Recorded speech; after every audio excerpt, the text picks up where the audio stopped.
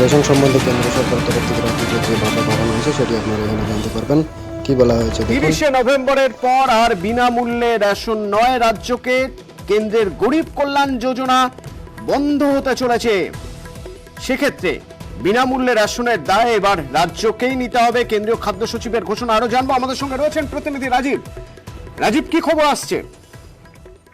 প্রথমে দেখো, কেন্দ্রীয় খাদ্য সচিব সুধাংশু পান্ডে কালকে জানিয়েছেন যে কেন্দ্রীয় যে প্রকল্প প্রধানমন্ত্রী গরিব কল্যাণ অন্ন যোজনা, করোনা কালে যে প্রকল্প চালু হয়েছিল গরিব মানুষদের রেশন দেওয়ার যে প্রকল্প, সেই প্রকল্প কেন্দ্রীয় সরকার আর চালাতে চাইছেন না। কার্যত আকারে ইঙ্গিতে তিনি সেরকম বুঝিয়ে দিয়েছেন। তিনি বলেছেন যে কেন্দ্রের কাছে এই প্রকল্প চালিয়ে যাওয়ার নতুন করে কোনো প্রস্তাব নেই। তার কারণ অর্থনৈতিক পুনরুদ্ধার এবং কেন্দ্রের খোলা বাজারে যে রেশন খাদ্যদ্রব্য বিক্রির যে খাদ্যশস্য বিক্রির যে প্রক্রিয়া তা ভালোভাবে চলছে এবং বিনামূল্যে এই বিতরণ করা খাদ্যদ্রব্য বিতরণ করার যে প্রকল্প চলছিল তা এক্সটেন্ড করার, তার সীমা বাড়ানোর, মেয়াদ বাড়ানোর কোনো অধিকার রাজ্য সরকারের কাছ থেকে এখনো পর্যন্ত কেন্দ্র সরকারের কাছে আসেনি। দিল্লি সরকার বিনামূল্যে রেশনের মেয়াদ 6 মাস বাড়িয়েছে এই ঘোষণার পরে এবং কেন্দ্রীয় সরকারকে 6 মাস এই রেশন চালিয়ে যাওয়ার আজকে জানিয়েছেন অরবিন্দ কেজরিওয়াল। এর ফলে যেটা স্পষ্টতই বোঝা যাচ্ছে যে কেন্দ্রীয় সরকারের খাদ্য সচিব যে ইঙ্গিত দিয়েছেন তাতে স্পষ্টতই যদি গরিব মানুষকে রেশন দিয়ে যেতে হয় সেক্ষেত্রে রাজ্য সরকারগুলিকেই সেই রেশন দিয়ে যেতে হবে। সেক্ষেত্রে আর্থিক দায় রাজ্যগুলির ঘাড়েই এসে পড়বে বলে মনে করা হচ্ছে। প্রতিনিধি রাজীব আমাদের যেমন জানাচ্ছেন, সেক্ষেত্রে আর্থিক দায় রাজ্যগুলোর উপরেই এসে পড়বে। কেন্দ্রীয় খাদ্য সচিবের যে ইঙ্গিত, সেই ইঙ্গিত অনুযায়ী এই মুহূর্তে আর নতুন করে কেন্দ্র গরিব কল্যাণ যোজনা চালাতে চাইছে না, কারণ করোনা কালের জন্যই এই যোজনা ছিল, কিন্তু এখন আর চালাতে চাইছে না। সেক্ষেত্রে 30শে নভেম্বরের পর থেকে আর রাজ্যগুলিকে বিনামূল্যে রেশন দেবে না কেন্দ্র। বিনামূল্যে যদি মানুষকে রেশন দিতে হয় তাহলে সে দায় রাজ্যকেই নিতে হবে।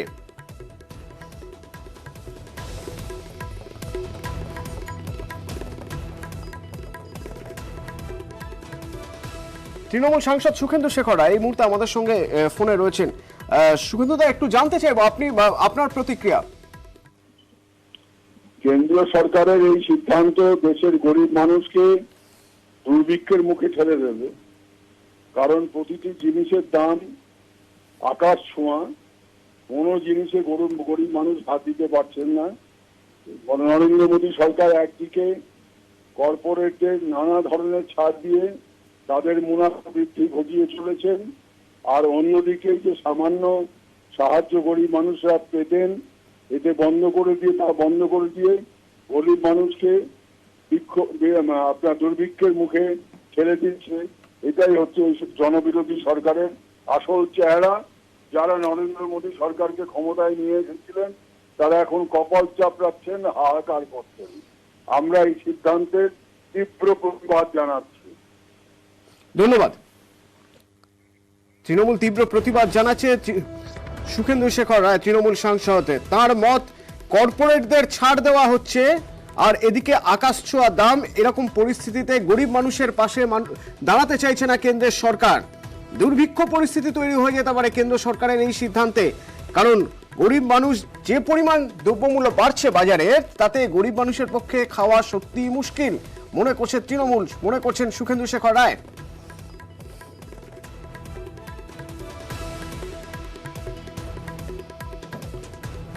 কেন্দ্রের সিদ্ধান্ত 30শে নভেম্বরের পর আর রাজ্যগুলিকে বিনামূল্যে রেশন দেওয়া হবে না। সেক্ষেত্রে রাজ্যের মানুষকে বিনামূল্যে যদি রেশন দিতে হয় সেই দায় রাজ্যেরই।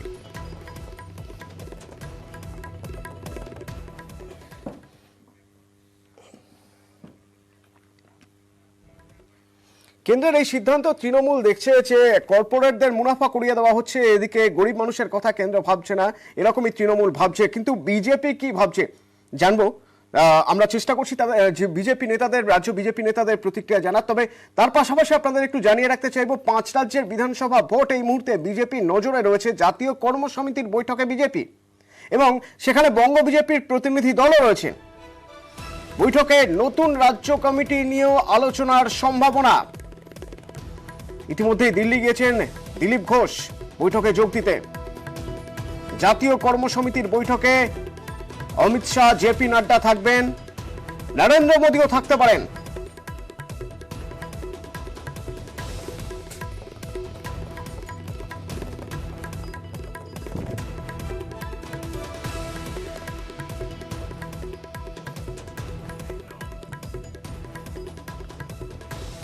নয়াদিল্লি থেকে প্রতিনিধি রাজীব রয়েছেন আমাদের সঙ্গে। রাজীব, একটু জানতে চাইবো বৈঠকে ঠিক কি কি বিষয়ে আলোচনা হতে পারে?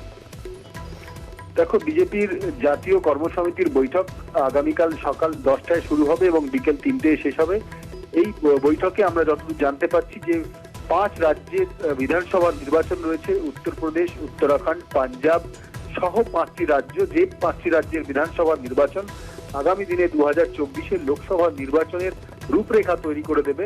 সেই 5 রাজ্যের নির্বাচনে বিজেপির রণনীতি কি হবে, রণকৌশল কি হবে, মূলত সেই বিষয়ে আলোচনা হবে। এবং আগামী বছর শেষের দিকে নির্বাচন রয়েছে গুজরাট এবং হিমাচল প্রদেশে। এই 7টি রাজ্যের নির্বাচন নিয়ে আলোচনা হবে। সেই বৈঠকে যোগ দিতে ইতিমধ্যেই বাংলা থেকে দিলীপ ঘোষ এবং আরো কয়েকজন নেতা পৌঁছে গিয়েছেন দিল্লিতে। আগামীকাল সকাল 10টায় সেই বৈঠক শুরু হবে। সকাল 10টায় বৈঠক শুরু করবেন ভাষণ দিয়ে জগৎ প্রকাশ নাড্ডা এবং বিকেল 3টে ভাষণ দেবেন প্রধানমন্ত্রী নরেন্দ্র মোদী। ধন্যবাদ।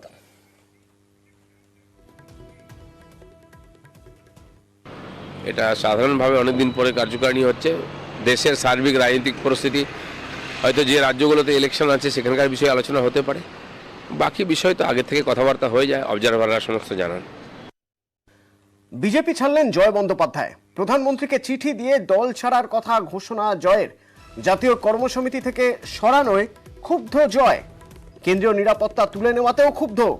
ক্ষোভ অভিমানের কথা জয় লিখলেন প্রধানমন্ত্রীকে।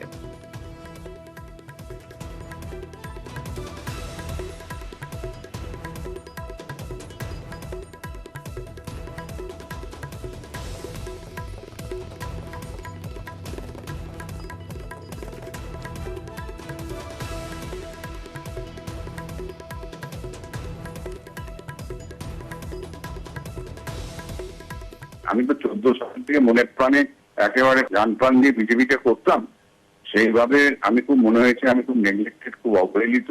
সেই জন্য আমি প্রধানমন্ত্রীকে দেখিয়ে এসেছিলাম। প্রধানমন্ত্রীকে আমি জানিয়ে দিয়েছি যে আমি আপনার দল থেকে সরে যাচ্ছি। আমার মনে হচ্ছে যে বিজেপি দলটা আস্তে আস্তে মানুষের থেকে বিচ্ছিন্ন হয়ে যাচ্ছে এবং যারা যেসব নেতারা এখানে বসে আছেন সেসব নেতারা ঠিক মতন দলটা চালাতে পারছে না এবং যারা ভালো নেতা তাদেরকেও ডাকছে না। আমি তো ছবি করেছি, যাত্রা করেছি, বাংলার সেন্টিমেন্ট, বাংলার মাটি বুঝি, আমাকেও ডাকে না।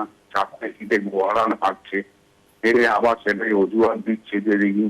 1.5 লাখ ভোটে জিতেছে, এটাকে রিগিং বলা যায়? ব্যাপারটাকে স্বীকার করে পরবর্তী যুদ্ধের জন্য তৈরি হওয়া উচিত, এটাই নিয়ম। তবে আপনি পরবর্তী যুদ্ধটা জিততে পারবেন। এরা তো সেটা করছেই না। এরা যদি হারটাকে অজুহাত করছে, এ করছে, সে করছে, আর একটা হারের পথ খুলে রাখছে। কোন দলে থাকবে আমি আগেও বলেছি, তার ব্যক্তিগত ব্যাপার। আমাদের এই বিষয়ে কোনো বিশেষ বক্তব্য নেই। উনি অসুস্থ ছিলেন, বহুদিন ওনাকে অসুস্থই দেখেছি। পার্টি অফিসে খুব একটা আসা যাওয়া ছিল না। কেন ছেড়েছেন, কি ব্যাপার, সেটা উনিই ভালো বলতে পারবেন। বিজেপিতে সম্ভব যে প্রধানমন্ত্রীকে যে কোনো একজন কার্যকর্তা, সাধারণ কর্মীও চিঠি দিতে পারেন, কোনো অসুবিধা নেই। ক্ষোভ আছে, সে তো ওনাকে আগে রাজ্য বিজেপিকে জানাতে হতো। আমি সভাপতি হওয়ার পর ওনার কাছ থেকে কোনো চিঠি পাইনি, ক্ষোভ নেই, শুধু এটুকু বলতে পারি। সমন্বয়ের অভাব রয়েছে দলে। জয় বন্দ্যোপাধ্যায়ের মতো অনেকেই হতাশ। প্রতিক্রিয়া রাহুল সিনহার। ওর মধ্যে একটা রাজনৈতিক হতাশা কাজ করছে, শারীরিক হতাশাও কাজ করছে, পারিবারিক হতাশাও কাজ করছে, আর্থিক হতাশাও কাজ করছে। এই সব মিলিয়ে কিছুটা বিপর্যস্ত আছে জয়। কিন্তু আমি মনে করি যে আমাদের আরো বেশি জয়ের পাশে দাঁড়ানো দরকার সকলে মিলে। একটা অভিযোগকে আমি স্বীকার করি যে যতটা ওর পাশে দাঁড়ানো দরকার, যতটা ওর সাথে সম্পর্ক রাখা দরকার, ততটা সম্পর্ক আমরা রাখতে পারছি না। এটা আমাদের ব্যর্থতা। শুধু জয়ের ক্ষেত্রে নয়, বহু লোকই হতাশ হয়ে যাচ্ছে আজকে। অনেকেই নিঃসঙ্গতায় ভুগছে, আর নিঃসঙ্গ লোককে